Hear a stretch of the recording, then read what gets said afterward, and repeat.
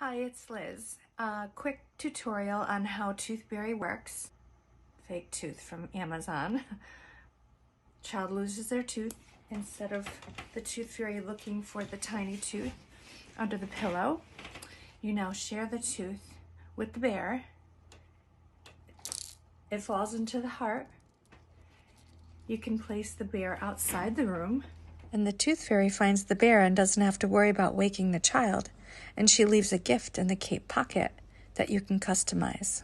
She allows you to keep the tooth if you want it, or you may remove it from the hidden zipper under the cape. They come in 3 colors, brown, rainbow, and white. It includes a storybook, door hanger, stickers, and a bamboo toothbrush.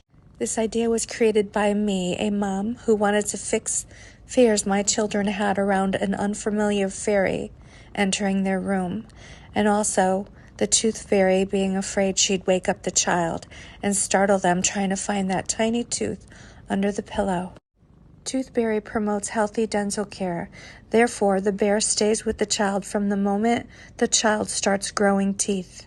This concept also teaches children caring and sharing skills and is a forever keepsake.